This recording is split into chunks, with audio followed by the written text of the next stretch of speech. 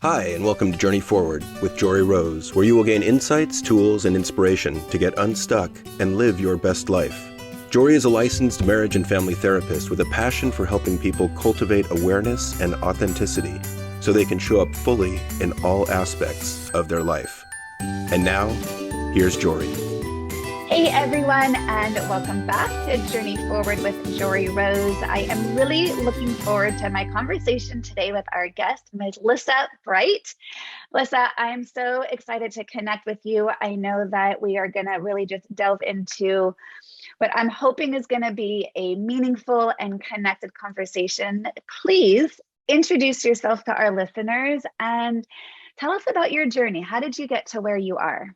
Yeah. First of all, I just want to say thank you so much, Jory, for having me on your podcast and giving me this opportunity. I greatly appreciate it.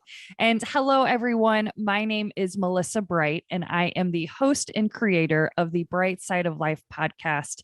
And I talk to people that have found their path back to the bright side of life, whatever that means for them, after they have went through pains, struggles, grief, which in this day and age, it kind of seems that we all have our own story. I think we all are in the midst of pain, struggle, and grief for the past 2+ years, right? Yeah. Yeah. And not to mention whatever we have had prior to that. Exactly. And I just feel like that's when my podcast started, was in 2020. I was going through my own depression. I lost my mom when I was 25, who was my absolute best friend. I had my daughter when I was 16. So wow. My mom became my best friend, my support system, my everything. Because once you have a kid at 16, there's not much you can hide from your mom anymore. Like, why would you? She already knows the big secret that's out. And so that became really hard. And I just would not process that trauma of losing her, I think, for the last 10 years. So she's been gone 11 years. And I thought I was handling it well. I think I just pushed it down and compartmentalized it and just didn't ever deal with it. So in COVID, that all came to a head. And I was really depressed. I felt like I didn't have a purpose. And I was tired of living that way.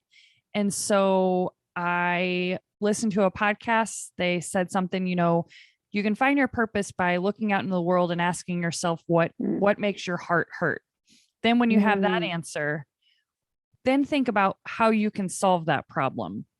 So I knew that was easy for me. I knew looking out into the world, I hated to see other people struggling or feeling alone in their own struggles because I had felt that way. Yeah. And then my solution was I wanted to have conversations about this and talk to people that have been through these crazy stories that we all have been through and how they have found their path back to joy, because everyone loves a story that they can hear that, oh my gosh, this sounds so much of like my story. And look, Jory, she's made it. She's overcame this, and just really encourage people to know that they're not alone in the world. That common humanity piece of letting people know you are not alone, I think is so healing when we can really pause and really, really take that in. Because we forget that when we're alone in our struggles and our grief and our traumas, it feels like I'm the only one who's ever been through this. No one gets me. No one understands me. And I love that you are making it a purpose for your path, not only for your own healing and journey, but now giving that avenue for others to realize, oh, wait, I am not alone.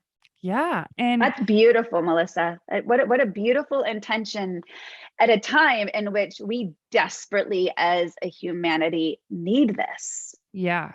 And for me, when I started my podcast, I truly started living who the real Melissa was. I started opening up being vulnerable to people, letting them know what I really struggled with, what I was shameful for, what I felt guilty for, comparison. And I opened up about all these things.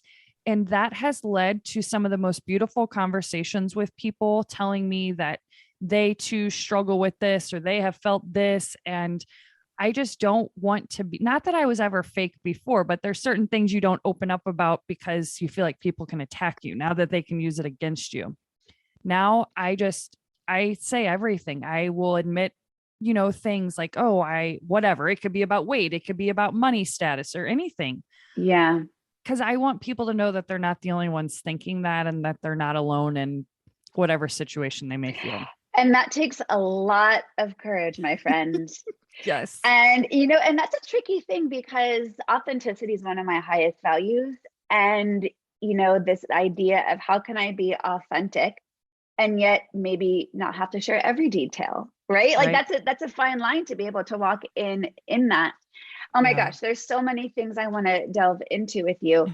One of the things that, as you were talking, really just resonated with me was how COVID activated some of this unresolved trauma. Mm-hmm. And I would imagine that's true for so many people, right? And, it's hard to face what's hard. And our tendency is to cling and grasp and hold on to what feels good and to push, deny, resist, ignore what doesn't.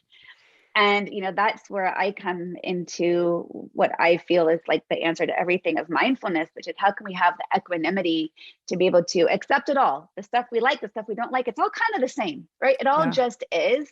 Yep. But our human tendency is to want to just push it under the rug. And next thing you know, you've tripped under the pile under the rug. And you're like, wait, I thought I dealt with that, but really it was just a big old pile. Yeah. And yeah. I think compounding that, when we had to be in stillness and all of our typical healthy or even maybe perhaps slightly unhealthy ways of coping were stripped away from us, we were left to just sit with what was underneath. And it was like this oh shit moment of, okay, I guess it's time to face it because I have nowhere to go and there's nothing else on Netflix to watch. Right. But what I think is beautiful about that in its pain, that in and of itself is a connecting piece of humanity. Like we all had those moments. Yep. So how did you begin to navigate, as you said, this depression, this, we also know that grief, it can help you revisit previous grief, even when you have resolved it. Yeah. So talk a little bit further into all of that, because I think the other piece of that I want to kind of bring into is we thought it was over, and yet the pain and the trauma and the grief still keeps continuing. So we're still in it. Yeah. So that's a great question. And the first thing, as you know, being a therapist, if you don't deal with your grief at all, or if you don't deal with it, it is going to come back at some point in your life. Yes. You, just like you said, you can sweep it under the rug as far as you would like, but you are going to trip over that rug and there is going to be a pile. And please let that be like the biggest lesson that you guys can take away from this, because we just at one point need to deal with this. So I'm going to paint a picture of what my grief looked like in 2020. I'm sitting here. I have a 18-year-old daughter now, and we're watching Fried Green Tomatoes. That has been the movie that was me and my mom's movie forever. I had not seen it in years because I hadn't watched it since my mom died. My daughter knew that, but she's like, Mom, do you think we could watch it? Like, would you be good? Yeah, Trent, like, I think I'll be good. I was not good. I started watching it. It was fine. And then there was a point that I just lost it. And, my daughter got tired. She's like, I'm going to go to bed. And she's like, are you sure you're okay? And I'm like, yeah, that's fine. I just wanted her to leave the room. And the tears just would not stop. I was so sad and so shameful that I was sad. I text my boyfriend in the other room because I didn't even know how to ask for help. And I'm like, I don't even know what to do. I miss my mom so much. I want to talk to her right now. And I think I need help. And literally that night was the night that he's like, we have got to get you into some type of therapy, Melissa. Like you have not dealt with this. And so I just want to paint pictures for people to know like what that looks like. That was my kind of rock bottom. Like it was me watching a movie and crying and wanting to talk to my mom and tell her about all the crazy crap happening in the world. And then literally, I think not even 4 days later, I was in therapy, which was the best decision of my life. Talking it to a professional to know that, oh my gosh, Melissa, these feelings that you were thinking and you were talking about, these are all so normal. And that really helped Yeah. me to know, like, this is grief, Melissa. This is the process of grief, whatever it was. I'm so happy I decided to go to therapy. So happy. Yeah. Best decision of my life. What were some of the things that in therapy you were able to learn about the grief and about how to process the grief? Yeah. So one of the things that I learned because of my grief was I also developed debilitating anxiety. Mm, Because there's three worst nightmares that could happen in my life up until that point. One would be losing my mom, the second would be losing my dad, the third would be losing my daughter. Up in that point, now the worst nightmare came true, at least for losing my mom. And so after that, I would get anxiety because I was so scared when life was going to be great, yeah. stuff would happen. Um, I think the phrase for that is foreboding joy. Do you know that phrase? no, but that makes sense. Brene Brown talks about foreboding joy, and that's the fear of I can't actually tune into what is good because I'm already planning for the goodness to end. Yep. And I'm anticipating the shit to hit to the fan or the next shoe to drop. And I can't fully embrace the happiness, the moment, the joy. And I can't be present for it. That was my last 10 years of my life. When life was the greatest was when my anxiety was at the highest. We would be camping, my boyfriend and I and our family would be camping in our RV. Anxiety through the roof, because why would it not be? This is the happiest time. We're creating memories, and now I'm scared that at any moment it's going to be ripped away from me. Yes. So that's absolutely what it was. Grief she really helped me understand the different stages of grief, try to figure out where I might be in my stage, which wasn't necessarily denial. I knew my mom was not here, but I wasn't processing it. So she really helped me understand stages. We really talked about some other stuff, like around, like, I carried for so long, like that guilt that she had left because she had such a hard childhood anyways and such a hard life, that I really like wanted her to have so many more happy years with her husband who she had then.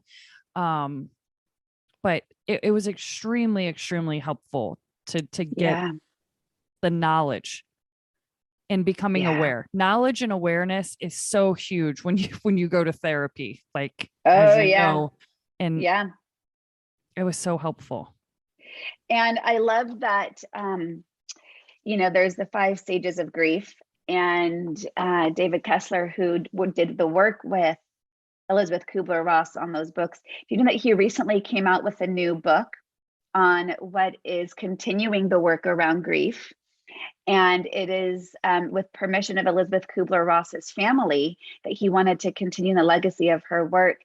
And it's about making meaning. And that acceptance is not actually the last stage, that it's when we can make meaning of it, that's what really can help us become resolved in our grief. Yeah. Is when we can try to make sense of it. Because I think that's where the mind keeps us stuck, because we're trying to make sense of, how can I make sense of something I can't make sense of? Yeah. Right. Yeah. And so what's the meaning I can take from this, or what's the reason? And there is no why, because we know death is part of life, right? Mm-hmm. And yet that doesn't make, that universal truth doesn't make it any easier when it's your person. Right. I love the meaning part. I feel wholeheartedly that I have turned my pain into my purpose with my podcast. Like, in it helps me. I know that my mom, if she was alive right now, she would be so incredibly proud of me. She was always reading self-help books. She's had a lot, like drug addiction, mental illness, all that stuff. So for her daughter to like try to help people, I know that she would just be so proud of me, and that makes me feel good. So and that's the best feeling in the world, right? Yeah. And again, that's the meaning piece. And I think that makes it feel almost like you're giving back to the grief, right? Thank you for like, it's like, to me, it's like bowing down to it. Thank you for what you taught me, and here's what I can give back. Right. 100%. I definitely, because I don't want to be a victim of it. I don't want to feel I mean, of course I want to feel sad when I need to, but I just don't want it to. It really kept me down for about 10 years. Mm, Not, another part of it that I never even saw coming was I was 25 years old when I lost my mom. As much as I thought I had my crap together at 25, I didn't. And I needed her for mm, so much more advice. And so throughout the last 10 years, I really lost my self confidence because I didn't have a mother figure to tell me about mhm. taxes or whatever it was. And I like, so for people that are listening, just realize like how much you do call your mom for something in the silliest thing, like how do you make chili or whatever. I didn't have any of that. And that can make a woman lose their self confidence. Absolutely. At least it did for me, Well, it doesn't give you a path to follow, right? That you're Right. being forged down. Yeah. That's exactly what it was. Grief is something actually, I wouldn't say grief is something I grew up with, although it was definitely a big piece of my family dynamic. But there was a lot of death and a lot of traumatic death in my immediate family growing up. And I know the listeners, I've mentioned this before, but my mom's parents were killed in a car accident when my mom was 16. And she was actually the only survivor of the accident. And she became instant caretakers to her two younger brothers who were 13 and 7. And her Russian immigrant grandparents moved in with them. And so I've witnessed my mom have no mother her whole Yeah. life, right? And she did have a very close relationship with her grandmother and some very close aunts, but it made her relationship with me very tight in Yep. some unhealthy codependent ways when I was young, which I can see now. And I've really done a lot of work to break that unhealthy connection, right? Because we Yeah. want connection to feel free versus, overly tight. Right. We need to have, freedom and flexibility and boundaries. And enmeshment can easily come as a result of trauma and grief in a family because there's this idea of, my mom didn't have parents to be able to separate and individuate from when she was a teenager. So she couldn't understand why I would want to separate and individuate because I had a mother. Like, it's just interesting Right. the natural stages of life that are healthy and normal and forward moving that you don't always feel free to do when kind of grief and trauma have interrupted those developmental stages. Yeah. And yeah, were you going to say something there? You just bring up such a great point because my daughter, it was kind of like a similar story to you because Mm-hmm. she knows I grew up, without a mom, and she's seen me for like since she's been born, but from the time of 10 now until 19, she has seen me not have my mom. And I have probably have put maybe like burdens on her or even Mm-hmm. talk to her about things that she probably shouldn't have had to, or I would go to advice for her now, especially now that she's older. Uh, I probably shouldn't have done that, but I didn't have anybody Yeah. else to talk to. Um, Yeah. so it's very interesting. I set my boundaries Yeah. now and I know not to now, but I have been guilty of doing that. Well, and I think that's normal, right? And we do so because we're trying to hold on so tight to those we care so deeply for. And that's where I think part of that healing that you have done. And, and it's ongoing. It's never a one and done. None of No. this is ever a one and done. And my dad died. My parents got divorced when I was 3, and my dad committed suicide when I was 10. And I wasn't very close with him, but again, a lot of grief and trauma from a young age. And I, like you, it brought me immense amount of anxiety because it was like, well, people are there and then they're not. Yep. Right. And so that anxiety for me was also quite debilitating. And it was a fear base for Yeah. everything. If my mom was 2 minutes late picking me up, I was assumed she was dead on the side of the road because that's what happens in life, right? Yeah. And then when I got married, I married my high school sweetheart, who I'm now since divorced from. But, if he was a few minutes late coming home, like that anxiety is so palpable. It's so Mm-hmm. hard when you're so much in fear all the time. Right. And someone who doesn't get it just thinks you're crazy because this doesn't happen. But when you have an experience in which that does happen, whether by natural causes or by traumatic causes or by accidents, whatever it is, Right. it's real. Yep.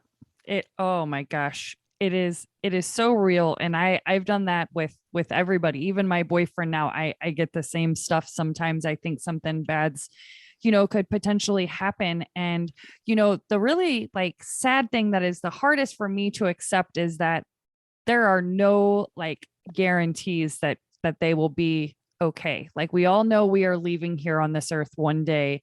And that's what's really hard for me to accept.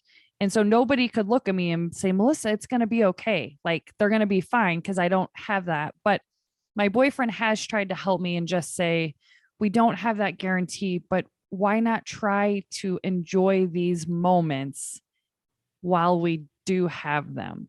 And Yeah. he's tried to help so much. He doesn't understand the anxiety stuff either, even though he's lived with me now for like 5 years. So now he gets it and knows where it comes from. Which I found out my anxiety, like where it was coming from, because I was just trying to explain so much to have my boyfriend understand it. And I'm like, I have to understand it so I can even explain to him. Yep. And one night we were literally eating at a table on a Sunday, eating at our dinner table. And of course, this is a great time. We're family sitting at dinner and it started happening. And I was like, I know what it is. And he's like, what? I'm like, I now know my anxiety happens when good moments are happening. And so now he understands more, but just reflecting and awareness, you get so many answers.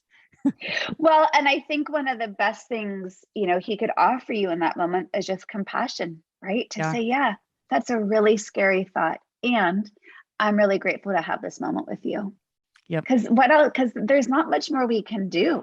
I know. Right. And, to me, that's again where I come back to that foundation and those tools of mindfulness, which is all about how do we reduce our suffering? That's the whole thing that the Buddha wanted to figure out, is how to reduce our suffering, because suffering is part of life. Yeah. And we recognize that our suffering increases when our mind goes to the past or to the future. That's why it's helpful to be present.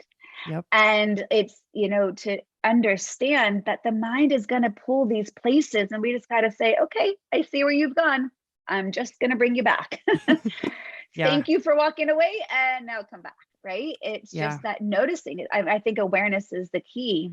Yeah. But compassion, because there is no guarantee. So what else can we offer but compassion to say, yeah, that's really scary. I can see why that would be so upsetting. And I'm here right now. Yep. Such great advice. Yeah. I'm not sure what else there is really to do. Right. Yeah. That's a really good point. And the mindfulness is so important. It's something that I am working on so much this year. I feel like last year I was still kind of stuck in the past a little bit.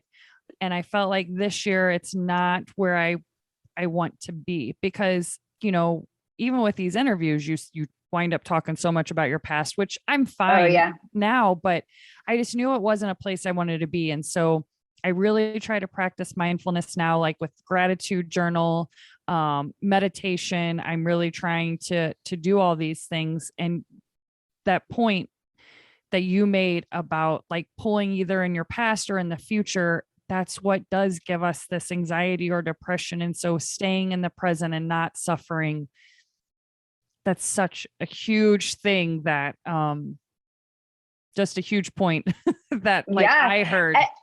Good. I'm so glad. Well, and the key there too is also like the suffering may never go away, but maybe we can just dial the volume down on it just a little bit, right? It doesn't have to disappear, but maybe it can just go from like a 9 to a 7. And then I can be okay that it's a 7. And the next time it can go from a 7 to a 6. Because I think sometimes we want it to just be gone.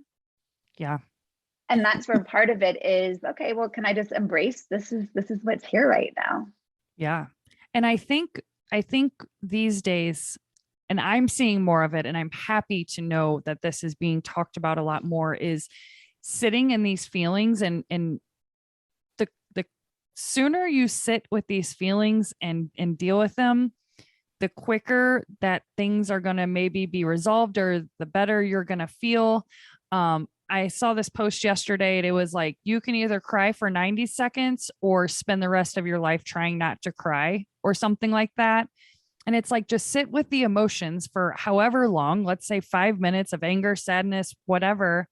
And then we can like move on from that. But we are so just like, I cannot feel that for even 5 seconds. That's not comfortable. And Yeah. it's like, we have to feel it to just move on from it and to know it's Yeah. okay. Yeah, I 100%. And we're not really role modeled how to sit with that discomfort. Mm-mm, mm-mm. Because it feels intolerable. And you're 100% right that the irony is, if we allow it in, it doesn't have the same power over us. Yep. It's when I kind of look at it as, well, many years ago, I did a 5-day silent Buddhist meditation retreat. And I'm someone who's never shut up as soon as I could start talking. So the fact that I could go silent for 5 days was a shocker. But it wasn't just verbal silence. It was no eye contact, no reading, no writing, like completely turned inward. And meditation for 16 hours a day. I mean, Melissa, this was intense. Whatever shit you had under that rug was like going to bubble out, and there was no way to hide from any of your rugs you've ever been tripping over. Right. And I had this relationship that I thought I had reconciled. That was a falling out, and I thought I had really dealt with it. And every time I sat down in meditation, it was like this person was like a solicitor knocking at my door, and I'm like, go away, dealt with you, don't need you, thank you, goodbye, right? Like that was like my internal chatter. Yeah. And the more I just was like, go away, I don't need you, thank you, goodbye, the more the knocking at my consciousness and at my heart just kept knocking.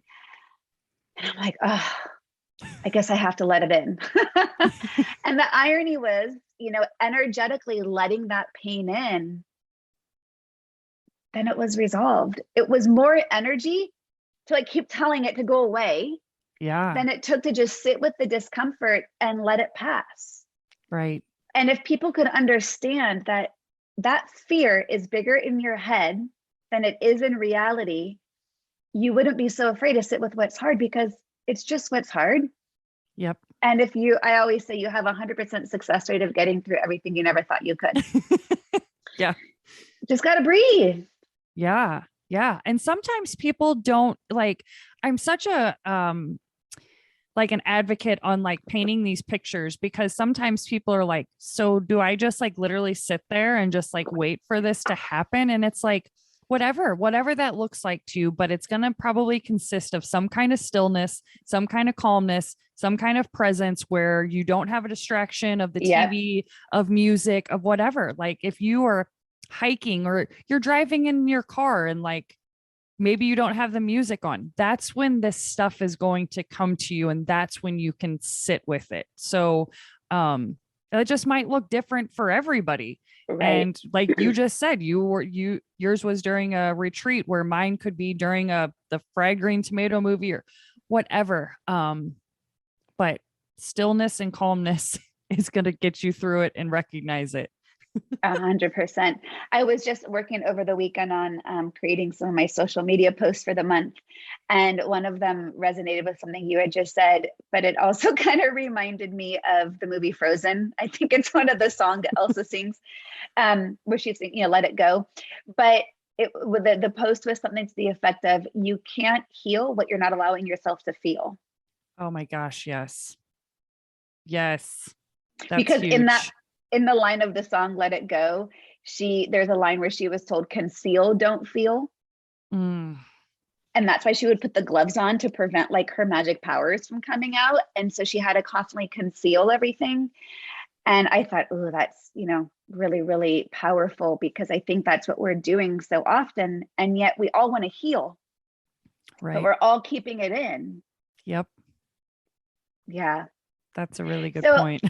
How have you navigated, since you've been on this journey with your podcast and with therapy? Are you as afraid of those moments of grief? What were some of the ways that you have seen it lift at moments, and how do you manage when it comes back? Because it's still going to come back. right? That's the fallacy. It's not gone. Yeah. So it definitely has helped for me to know that it's okay to feel them. Because the biggest lesson was I didn't deal with it for 10 years. And now if I don't deal with it, I know it's going to come back. It really, really did help me, I feel, heal. I haven't had too many like sad moments thinking about my mom not being here. We really worked through a lot of that because there was definitely, like I told you, different layers of why I was sad my mom wasn't here, and me kind of taking on her life and feeling bad that her life was already so hard and all these things.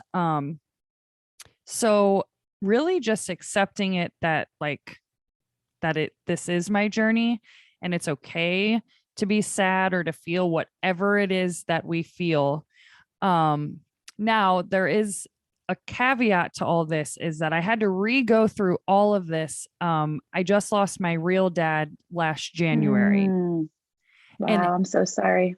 his was a different type of trauma and grief Yeah. because we didn't have an established relationship. Yep. And I was actually grieving everything that we didn't ever have and we were never going to get to have.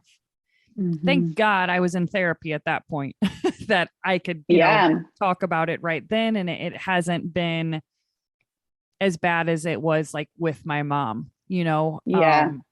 So that kind of almost took on, I don't want to say my mom's took the back seat, but then my dad, he was the most recent. And so I had to deal with all that, and had to go through all this stuff again. I felt really, really guilty that he didn't know he was going to die. And he was just on an operating table, like all this stuff, that I had to talk to my therapist about. But, I think the biggest thing is just knowing that it's okay, and to don't push it down, because it's going to bubble back up and bubble over and get everywhere. We don't want that. And, it's really valuable what you've also role modeled to your daughter too. How has she been a part of your healing journey of just what she's witnessed and, kind of seeing you being vulnerable there? Yeah. So my daughter is amazing. Now, I will say she's had her own trauma with her father that she has had to go through. So she's actually been in therapy way before I was. She's been in therapy since like her sophomore year of high school. And she is very, very knowledgeable on healing, on grief, on feeling stuff. Now, she wouldn't necessarily talk to me about that, but now that I have had all these like revelations and became aware of myself, now she's like, yeah, mom, like that's what it is.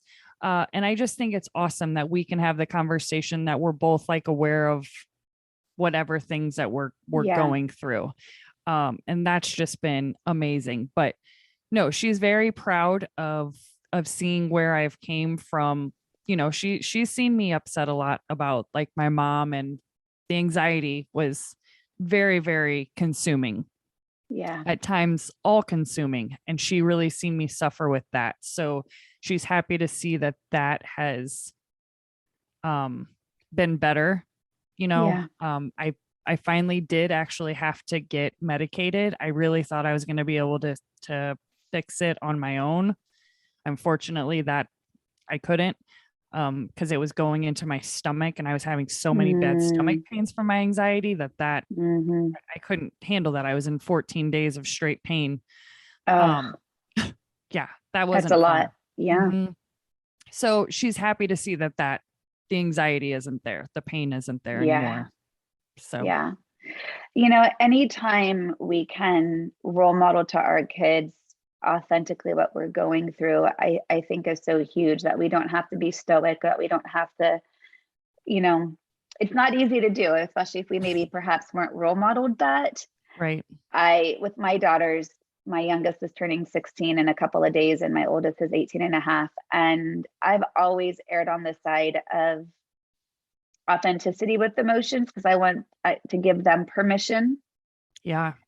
And, it's interesting because I'll cry in front of them if that's what I'm feeling in the moment. Right. And, to be able to say that crying is normal, crying isn't weak, Right. What's the message there? And I'm sad about this. And there was one particular time, the beginning of COVID, where I just was overwhelmed and a lot of things compounded all at once. And I was sitting here in my office on my meditation cushion crying. And my daughter came in and said, "Mom, are you okay?"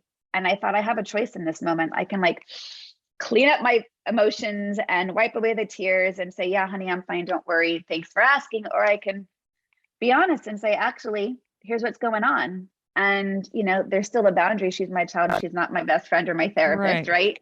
But there's an authenticity in saying, "I'm really sad. This is really overwhelming." And it was powerful because she took me into her arms and she held me as I cried.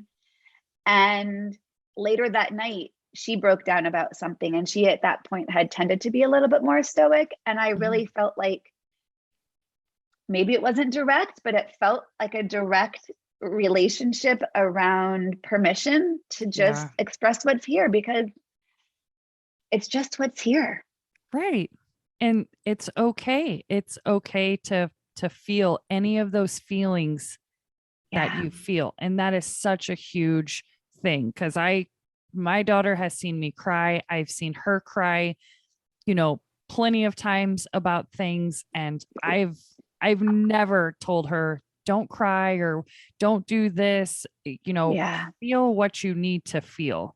And it's such an important message. And like you said, you could have just, wiped away the tears and acted like nothing was wrong. But that's just going to teach her to do something else when maybe she does need to talk about it and get it out and say just what's going on. So what are the things that are bringing you joy right now? What are the bright side of your life at this moment in time?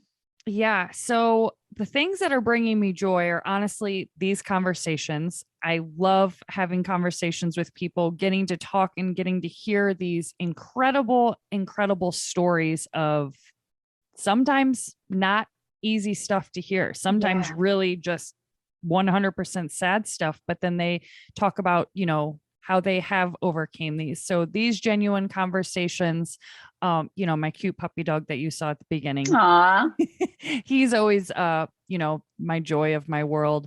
And honestly, it's me knowing that I'm worthy of success and of love and all these things. I struggled with that, as I said before, for a long time when I didn't have my mom.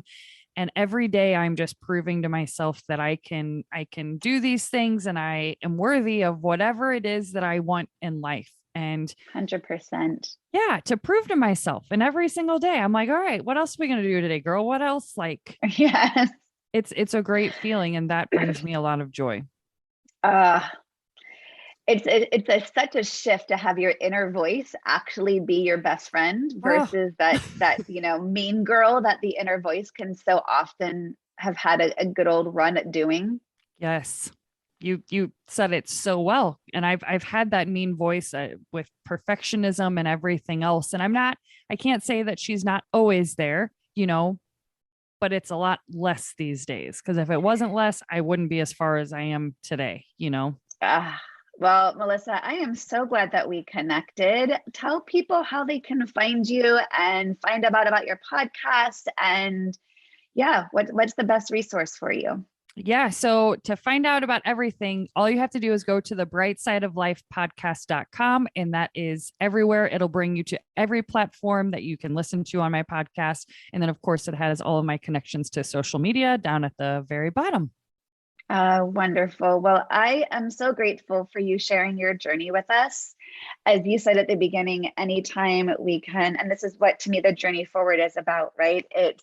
It is truly understanding we are on a journey and we're not looking to get to any end goal, any final destination point, other than just a little bit more trending towards peace, happiness, joy, ease, authenticity, contentment, presence, right? Whatever that looks like for us. And over time, we let that grow. And so I feel that where you are at is at such a beautiful place of that presence and authenticity. So again, thank you so much for sharing your journey with us, and hope you guys got value out of this conversation. I know I, like you, Melissa, my heart always feels full after these conversations because I love delving into the things that are really meaningful in life, because in our everyday lives, it's really hard to just stop and get real. Yeah. So thank you for creating this space with me today to allow us to both do so. I really appreciate that. Yes. Thank you so much for having me. It was wonderful. All right, everyone, you guys take care and be well. To continue your journey forward, find Jory Rose on Facebook and Instagram to become part of her growing community. You can also gain access to her meditations, books, online classes, or to sign up for an upcoming retreat, visit her at joryrose.com. That's JOREEROSE.com.